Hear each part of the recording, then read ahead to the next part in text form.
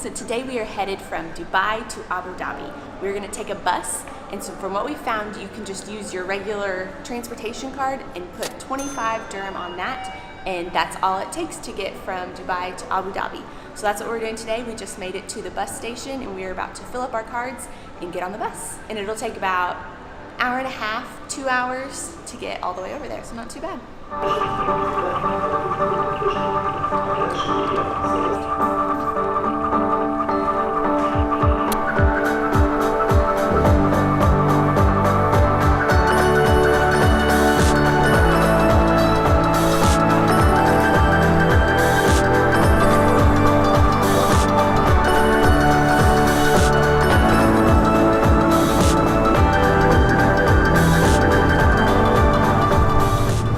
So we made it on the bus, and it's really nice so far. Every seat has like a USB port for charging. There's Wi-Fi on board, and it's really nice. It seems pretty new too.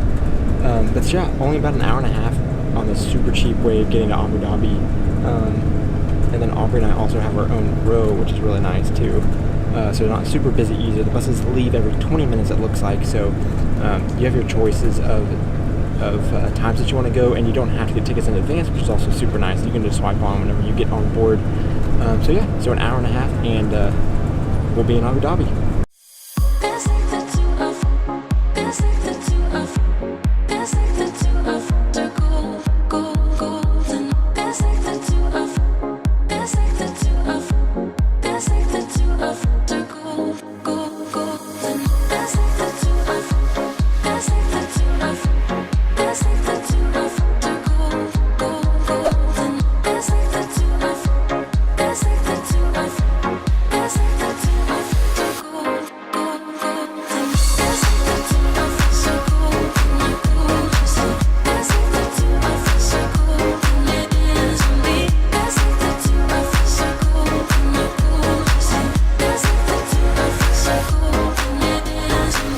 Made it to Abu Dhabi, and it was a great bus ride, really smooth. Fell asleep a little bit. It was great. But now that we're here, we're having a little trouble because usually we just look on Google Maps and search for where we're going, and it'll give us the bus routes and the metro and everything like that. But for some reason, Google Maps isn't pulling up our public transportation for here. So we're not really sure what to do. We might go ahead and just get a public transportation card and take a taxi to our place, or try to figure out the timetables.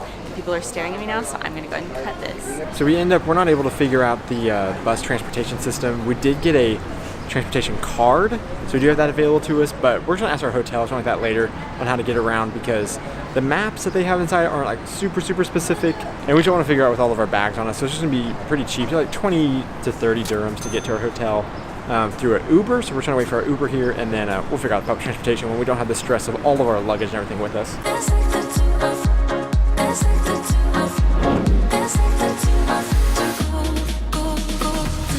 Alright, so we took our Uber from the bus station all the way to our hotel, and it is really nice. Aubrey did a really good job at booking this one. It is right on budget, and it's pretty fancy. We feel like we're going to be very comfortable here. That's something that somebody on the airplane that is from Dubai told us, is that the UAE, and particularly Dubai, but I think Abu Dhabi as well, does really well. They know how to do luxury, and so even their 3-star hotels, you can really get like a 5-star hotel experience at those places. So we're really excited about staying in a place like this because it's really fancy and it's not breaking the bank. But we have not eaten since early this morning, and it is nearing 4 o'clock, so we are starving.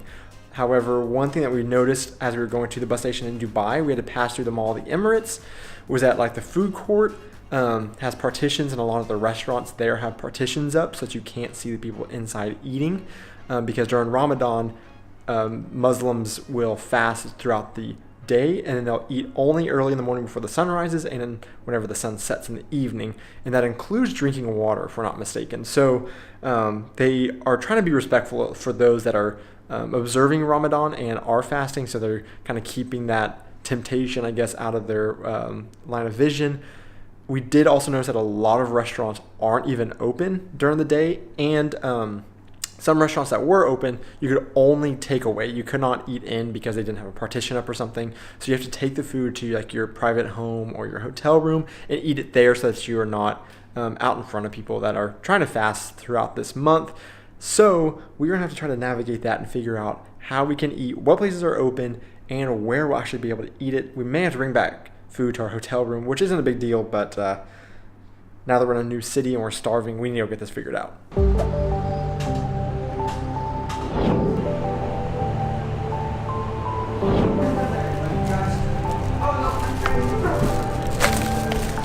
So there's a Subway right by our hotel, so we just popped in there real quick, but we couldn't tell if it was open or not because the hours were different posted and the windows were all covered up so you can't see in. But someone came out and said they were open, but all the chairs were up on the tables and it was takeaway only, so we couldn't eat in the restaurant. We were the only ones in there. I think looked like we've been the only people in there all day. They didn't even have like the menus or like the lights really turned on or anything, and like all of the food was like closing the lids and they had to like open it up to serve us. So really interesting cultural experience so far. Yeah, this is gonna be different. Oh, and there's the call to prayer. Oh.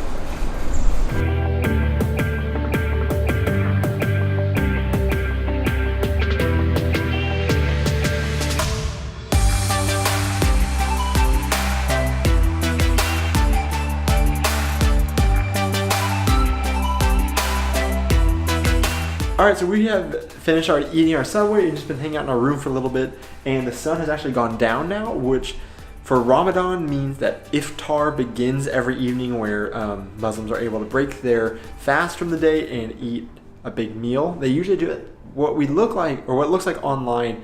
They usually do it with like friends or family, and it's kind of like a big gathering thing. So we're gonna go ahead and go outside, and there's a mall right behind us.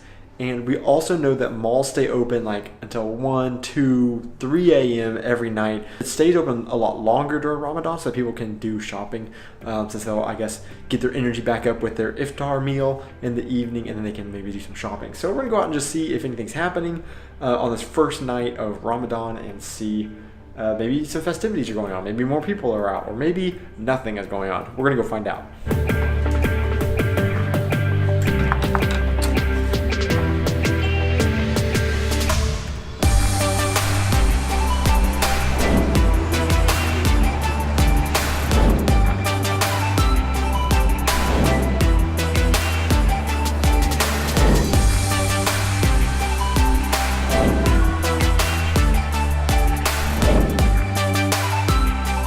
The mall that we were looking for was not quite what we expected, but what was really interesting is that there were a lot more people out and about than earlier today. All the restaurants that we had walked by that were closed were open, and there were people eating and just spending time with friends, so it's really cool. Yeah, and we even walked by the Subway that we ate at earlier, and all the chairs were set up, the lights were on, and it was just like they were starting their day just like any other business day, but they were starting in the evening because that's when their customers are actually coming out during iftar. So really cool and interesting to see that. But yeah, not as festive as we expected whenever we went out, but we do know that there are like a lot of things going on. Like there are things that we read about called iftar tents, where I guess like you can get tickets and go and have dinners with a lot of other people.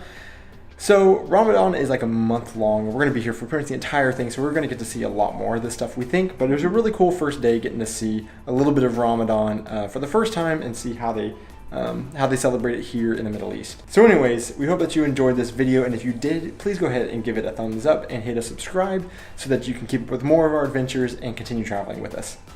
So we didn't find the mall. No, we didn't. Come on. Okay. Okay. Why'd you start with a lie? I lied. Okay.